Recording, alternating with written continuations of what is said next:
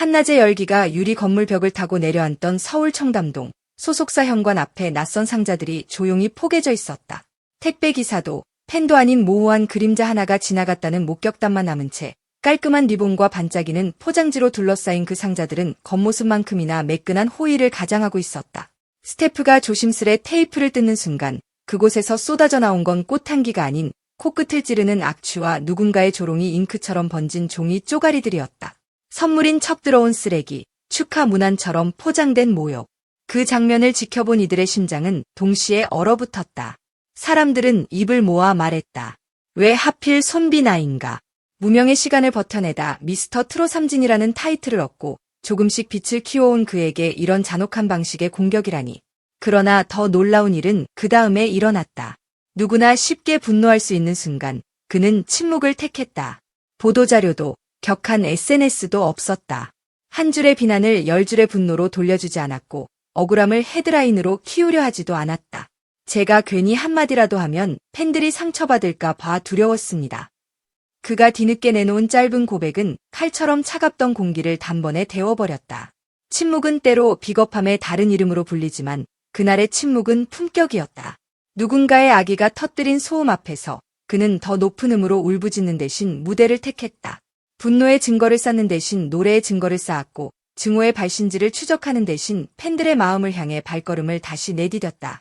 생방송 조명이 켜지고 첫 소절이 공기 속에 맺힐 때 객석의 웅성임은 순식간에 고요로 바뀌었다. 그 고요는 공포가 아니라 경청이었다. 그의 목소리는 선명했고 굳세었고 아무 말보다 단단했다. 사건의 잔상은 온라인으로 번졌다. 누군가는 차가운 실체를 요구했다. 법적 대응을 촉구하는 목소리가 커졌다. 변호사들은 명예훼손과 업무방해의 소지가 분명하다고 분석했고 문화연구자들은 스타와 팬 사이의 신뢰가 시험대에 올랐다고 해석했다. 하지만 역설은 늘 가장 예상치 못한 곳에서 자라난다. 소속사 앞에는 어느새 손편지 더미가 쌓였고 응원 문구가 적힌 배너가 바람을 따라 출렁였다. 지켜줄게. 당신의 노래가 우리의 방패야. 해시태그는 파도처럼 이어졌고 무릎이 약해지던 팬들의 마음은 오히려 더 단단해졌다. 그 사이 루머는 더 날렵해졌다. 경쟁, 질시, 의도된 함정이라는 단어가 서늘한 기사를 타고 미끄러졌다. 그러나 진실은 아직 봉인된 상자처럼 열리지 않았다. 손비나는 그 봉인을 굳이 앞당기려 하지 않았다. 그는 자신의 시간을 노래해 자신의 에너지를 무대에 쏟았다. 그 선택은 간단하지 않았고 손쉬운 길도 아니었다. 하지만 깊이 있는 침묵은 모든 소음을 천천히 가라앉힌다.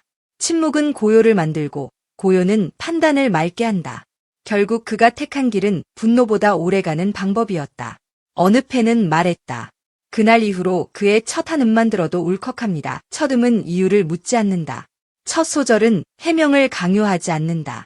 음악은 설명이 서툴 때 더 크게 전한다. 손비나의 호흡이 안정되고 음정이 기둥처럼 세워질 때 관객의 심장도 함께 박자를 갈무리했다. 누군가는 혐오로 포장된 상자를 보냈지만 그는 그 상자를 팬들에게 돌려보내지 않았다. 대신 무대 위에서 열어젖힌 건 더 큰 상자였다. 감사와 위로, 연대와 다짐이 차곡차곡 담긴 상자. 사람들은 그 상자를 함께 열어보며 스스로의 상처를도 어루만졌다. 그러나 상처가 없다면 이것은 이야기조차 아니었을 것이다. 그는 과거 무명의 밤을 기억한다. 작은 무대 끝에서 조명이 꺼진 후 홀로 남은 시간을, 무대와 무대를 잇는 골목의 바람 냄새를, 그의 이름을 불러주는 목소리가 드물었던 날들을, 그 시간들이 켜켜이 쌓여 오늘의 그의 어깨를 받치고 있다. 그래서일까? 모욕의 파편이 날아들었을 때도 그는 그 파편을 다시 던지지 않았다. 그 파편이 언젠가 누군가의 발을 베지 않도록 스스로 손으로 쓸어 담았다. 불필요한 피를 흘리지 않기 위해. 법이라는 무게도 무시하진 않았다. 소속사는 조용히 증거를 정리했고 재발 방지를 위한 절차를 검토했다. 하지만 그들의 발걸음은 과시적이지 않았다. 카메라를 부르지 않았고 구호를 외치지 않았다. 차분함 속에서 선택지는 늘 명확해진다. 가수는 노래로 증명하고 회사는 시스템으로 지킨다. 그 사이에서 팬들은 울타리가 되었다. 누군가는 소속사 앞 화단을 손봤고 누군가는 깔끔한 메시지 카드로 현관을 채웠다. 누군가는 공연장 객석에서 작은 촛불 앱을 켜고 조용히 화면을 흔들었다. 아기가 만든 어둠을 조명으로 밀어내듯. 그가 다시 무대 뒤 커튼을 잡아당기던 밤, 대기실은 이상할 정도로 평온했다. 제작진의 동선은 분주했지만 그의 표정은 잔잔했다. 초조 대신 루틴, 루틴 속의 디테일, 목을 푸는 시간, 물을 마시는 횟수, 인이어를 귀에 고정하는 손놀림까지 모두가 일정했다. 무대 감독이 손가락으로 카운트를 세고 레드가 그린으로 바뀌자 그는 한 걸음 앞으로 나갔다. 그 순간 객석은 이미 알고 있었다.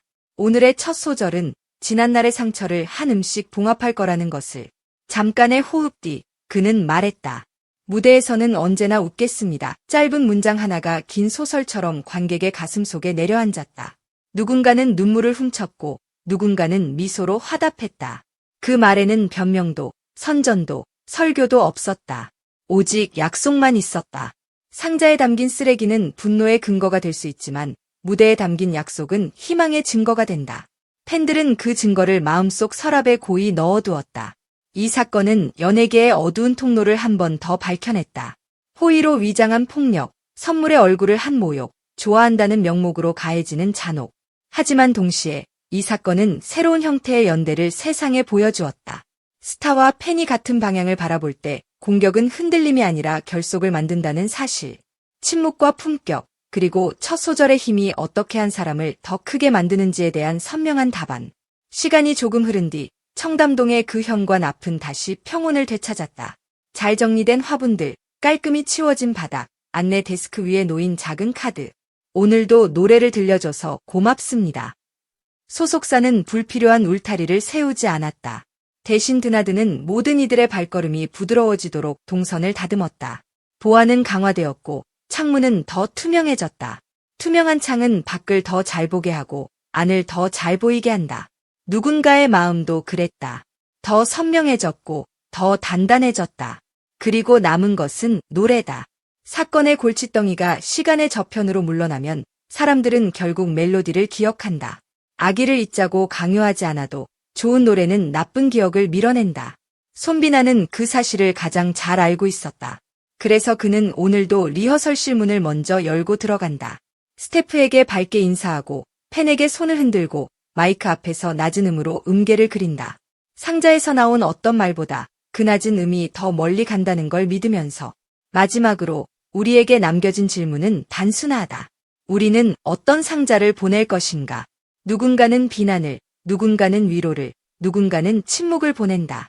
손비나는 그 모든 상자를 노래로 바꾸는 법을 보여주었다. 한 사람의 침착함이 한 무리의 마음을 붙잡고 그 무리가 다시 한 사람을 밀어올리는 순환. 그 순환이 이어지는 한 또 다른 상자가 문 앞에 놓이더라도 우리는 더 이상 두렵지 않다. 왜냐하면 그에게는, 그리고 우리에게는 이미 증명된 무기가 있기 때문이다. 첫 소절, 그리고 끝까지 지켜낸 미소. 그래서 이 이야기는 선물 테러로 시작했으나 연대의 무대로 끝난다. 누군가의 악취미는 잠깐의 쇼크를 남겼지만 그의 선택은 긴 여운을 남겼다. 언젠가 오늘을 떠올리면 사람들은 말할 것이다. 포장지와 리본으로 위장한 모욕을 노래와 품격으로 해체한 날이었다고. 그리고 그날 이후 우리는 더 자주, 더 크게 이렇게 고백하게 되었다고. 당신의 노래가 우리를 지킨다고. 당신의 침묵이 우리를 크게 했다고. 당신의 첫 소절이 우리를 다시 일으켜 세웠다고.